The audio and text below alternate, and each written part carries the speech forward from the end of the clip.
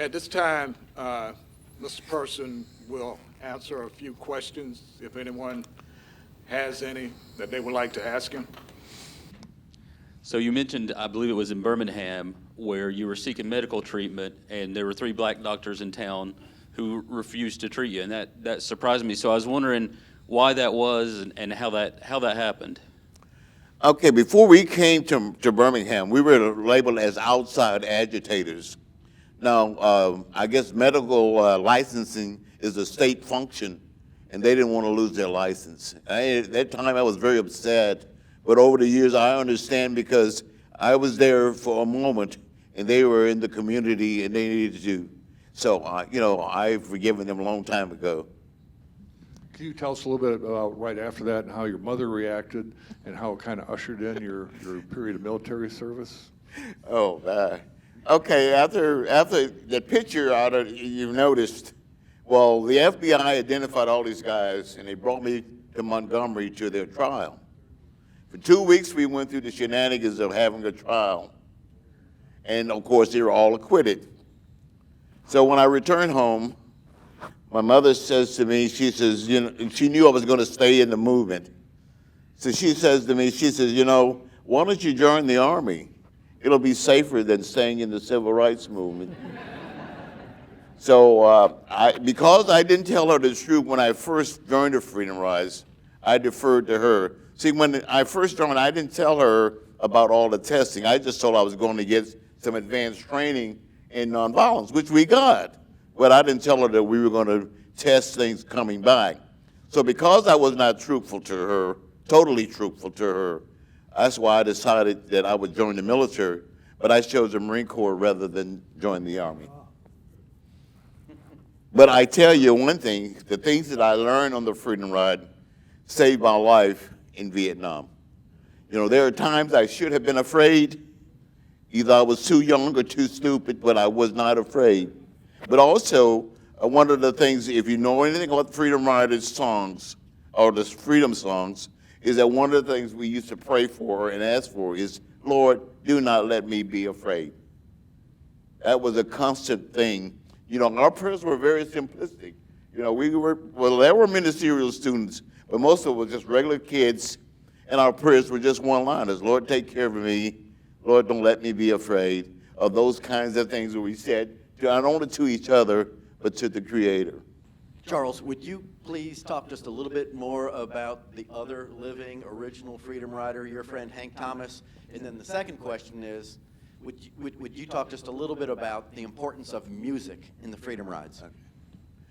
Hank Thomas, who is also, he's a Vietnam vet, and he too suffers from Agent Orange, and he's a double amputee last year. It's really difficult. He's a great guy and a great singer. When we get together, he would tell about the Greyhound bus, and I talk about the Trailway. Hank, he couldn't. There was restaurants he couldn't eat a hamburger for in the '60s, so he went out and bought a bunch of restaurants. And now he owns several Marriott hotels. So if they won't feed you, buy them out. But Hank's a great guy, and I hope you ever get an opportunity to have him, because like I say, he has a big booming voice, and just a great guy all around. And of course, he's my friend. And music was important.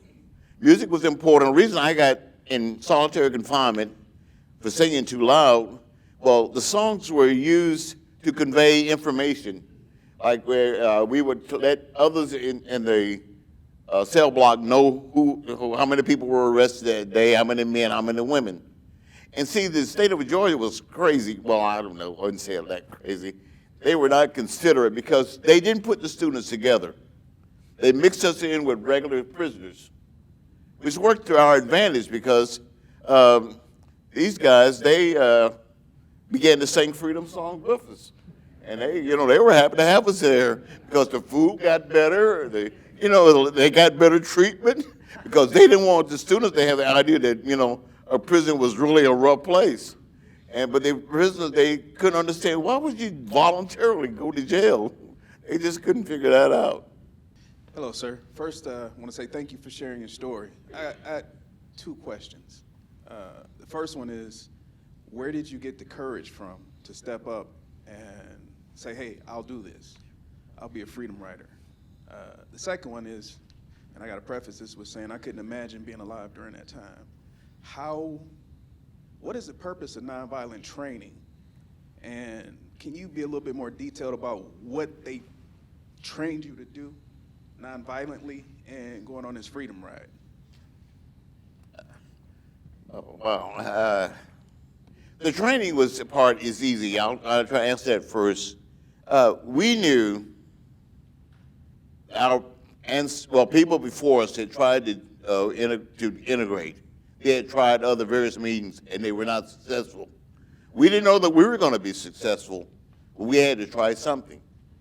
And Dr. King had proven that nonviolence worked. Gandhi had proved that it worked.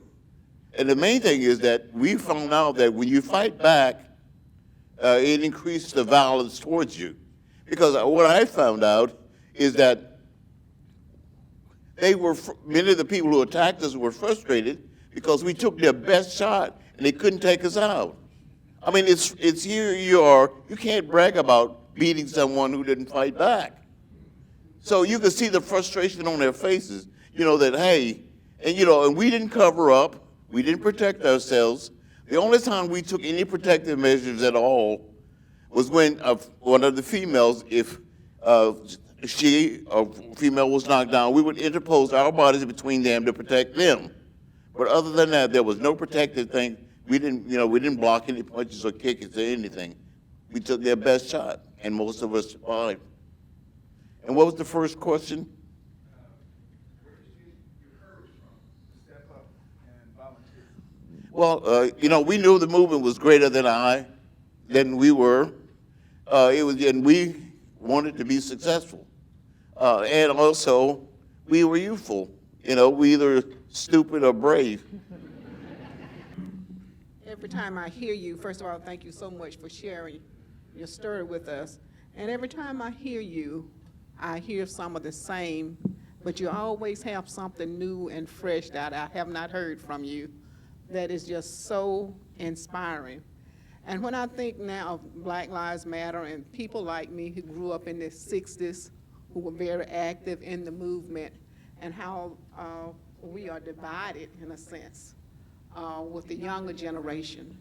And so what advice would you have for us, and how can we come together and share what we have experienced, just as you're doing with us today, to strengthen what we have to do as we move forward, because we know that there's still a lot of work to be done? Well, first, you have to have the conversation with people who share a lot of your views. You find there's a problem, you brainstorm, you come up with a possible solution. You look at other situations, and you realize, what are we trying to accomplish?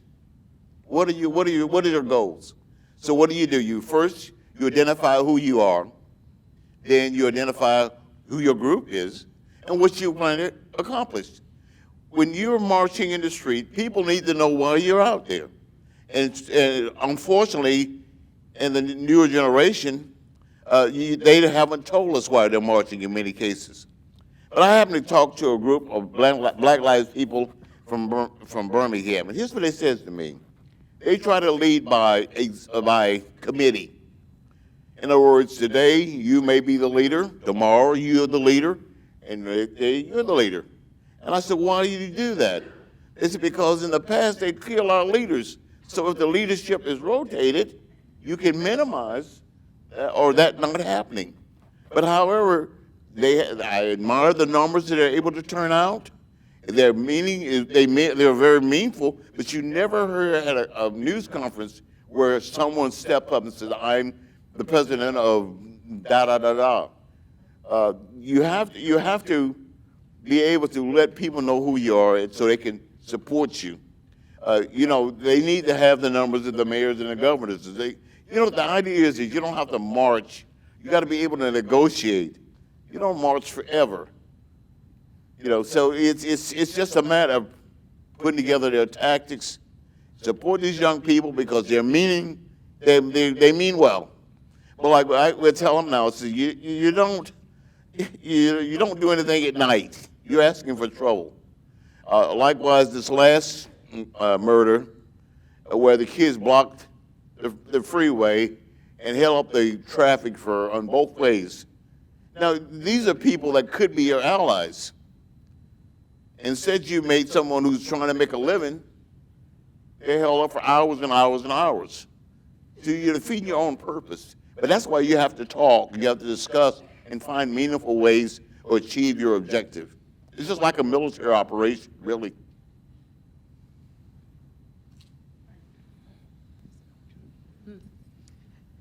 Good day. Thank you so much for being brave enough to do what you did then, and thank you for being willing today to share that with us. Thank you. Yes, sir. Mr. Parson, thank you so much for being with us today. And I have a question. You know, as an example, they say you never get over a death, but you have to learn to live with it. How have you learned to live with this? I didn't get the last portion. As an example, when you lose a family member, they say you never get over a death, but you have to learn to live with it. How have you learned to live with this? Oh, I don't know. I'm optimistic. And I think all the things that have happened to me and all the places that I've been is I recognize that there are good people throughout the world. And I guess that's the savior, because if I looked at things as a grim and negative way, I don't know if I could survive. But I know that there are good people. This is a good example. I was telling you this morning we were talking that, like, whenever there's a calamity in America, whether it's a tornado or a hurricane, what happens? Americans, we roll up our sleeves, we go out there, we work together, and we get it done. But then the bad part is the next day we go back to our old ways. I'm looking forward to the day when we do this every day, because we have the capacity and the capabilities of working together every day. You know, it's amazing when you get to know people. You say, wow, you know, we shared food, we shared music, we shared clothes. And for example, in the 60s, I was reading James Baldwin and Nikki Giovanni. My friends were reading Nietzsche and Kafka and Camus. And those writers now I read because they are a part of my repertoire now. And I think it broadens my perspective on life. And that's the good thing about getting to know people. You know, if you're adventuresome in foods, I mean, you share recipes and cookbooks and all those kinds of things. And most of us really like to eat, so.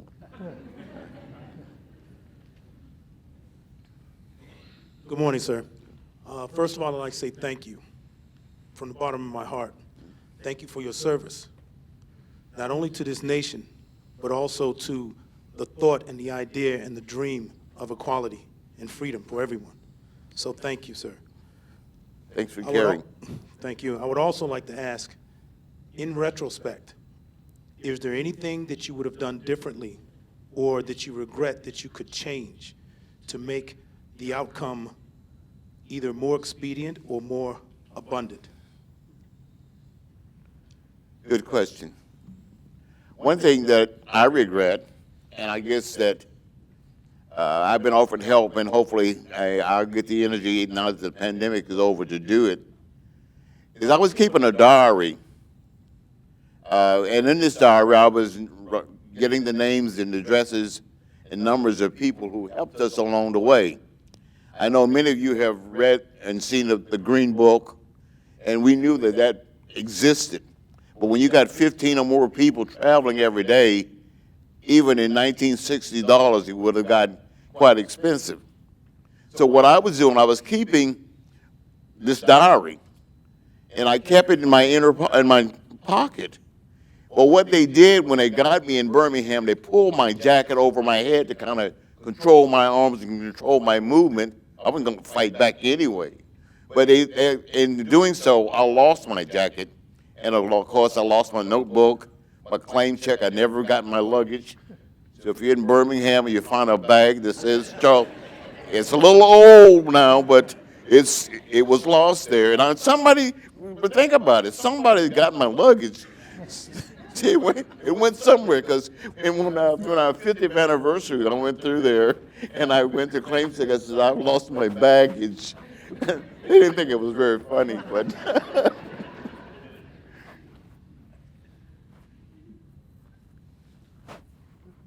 But that's what I would do, is that I wished these people, they gave us the best that they had, and they didn't have very much.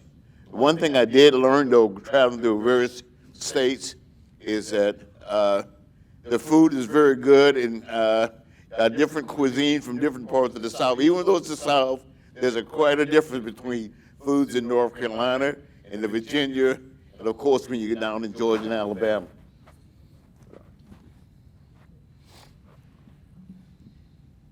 Thank you for being here. Thank you for your service. I really appreciate everything you've done. I was tearing up listening to your story. I have a question about, over the last 60 years, repertoires of contention start to change. What people do to resist starts to change. I was wondering what you think of kind of where it started versus where we are today. That's my first question. And then also in terms of the State of the Union, where you see we are and where you wish we were. So in terms of progress from then till now, where do you see, have we made a lot of progress? Could we go further? What's your idea of success? There's a mechanic noise here, and I can't quite hear you. Okay, so I'll repeat it. There's a couple of questions. The first one is about the changes that you've seen in the last 6 years, 7 years, where you think the State of the Union is today in terms of everything that's happened over the last couple of years, where you want us to be, where you see success. Are we where you had hoped that we would be after everything that you went through? And then the second side of it is looking at the repertoires of contention, things that have changed over the last couple of years, how people resist from the 60s until now. Are there any things that you look at that you are proud of that has been done or adopted versus should we have kept the same tactics from before?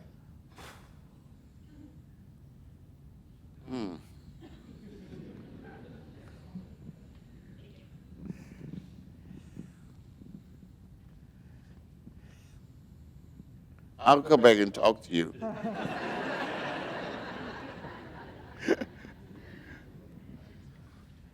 Again, thank you for your service and everything you've done for the community and the world. I just wanted to ask, how did you guys figure your destinations and where the routes you chose? And I'm originally from Dallas, Texas, and I don't find any history on like the movement, civil rights movements in Texas. And what was the view at that time of the South in Texas or like northern Louisiana? Texas, we didn't. There were a few Texans who joined the movement later. We had a lot from Minnesota, in that area, where you have a lot of the communities where you have a strong Jewish communities. They participated a lot. I think 33% of the Freedom Riders were Jews. So there was this kind of a shared kinship there because in their past, the suffering, and they sacrificed a lot. In fact, there was a rabbi in Mississippi, once the students were incarcerated, he was a go-between for all the students. He didn't just pick out just the Jewish students, but for all the students. And he's been a rallying cry for a lot of us. It was a bringing together of a lot of people from a lot of communities, but I think we found that there was a lot of kinship that existed, and like I said, there was a lot of sharing of things, and so there's a lot of stories, and I wish you could hear some of them, because some of the female riders, some of the things they were subjected to that they didn't do to men, a lot of it was done to try to humiliate them, and some of the songs, if you ever get to, maybe you can have a song fest and just the freedom songs and just listen to some of the lyrics and some of the things we had to do to not only convey information, but also to cheer one another up. Because jail can be depressing. You know, I don't think there's any other reason that I would ever want to go to jail. I'm not going to rob nobody. I'm not going to shoot nobody. And I can't shoot, but I choose to be nonviolent.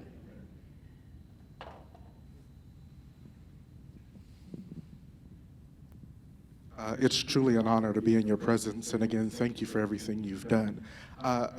One quick question. How important was faith-based organizations to the Freedom Riders, and how do you feel about how faith-based organizations are helping in today's society with pushing equality forward? Good question. We survived on the faith-based organizations. The way the Freedom Riders were organized in each community, and it was planned. They went and they interviewed people. There were pastors and churches. And in fact, every night we had a mass meeting. First, we would have a dinner together. We'd have a mass meeting. Also, we would go over what went right, what went wrong. And also, we got our allowance. And the reason we had to have an allowance because Mr. Farmer says that it would be catastrophic to go into a restaurant, order a meal, and they served you, and you didn't have money to pay. So we had to have an allowance. But this was taken up, each church would take up what we call a love offering, and that was used to finance our trip. There was no corporate money or anything like that. It's good people, their little $10 here, $5 here, $20 is what got us through. And like I said, there was at least 15 of us traveling every day. And we had not only food, but other incidentals. And also in the South, there was a law, and that were vagrancy laws, which meant that basically if you didn't have at least some money, $10 I think was a normal fee, that you could be arrested for being a vagrant because you didn't have any money. You know, so there was a lot of interplay of what was going on in each local community that we had to be aware of to prevent needless arrest. We just wanted to prove that we were just normal people trying to do normal things, and we found out it wasn't so normal for people of color. All right, thank you for your questions. We'll now bring Mr. Ross back to the podium, please.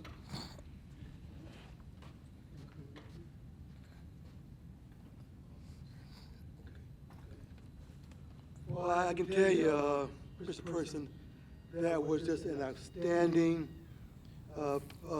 discussion. I love the questions, okay? And I'm glad you all took the opportunity to have those questions answered. I know I took a lot of good notes about what transpired. You know, I like your idea of there's good people everywhere, right? And there are. And I think that we should always seek to find those good people. I like when you talked about in disasters, people come together. And in this room, being in FEMA, we know that, right? Our mission is to help people before, during, and after disasters. So that remains true to me. Also, what I tell all of the students, you can always do an after-action report. And you did that. Every day you do the after, what went right, what went wrong. So all this just comes together. So I thank you for a great presentation. Thank you, sir. I appreciate it. Thank you. Give me a hand.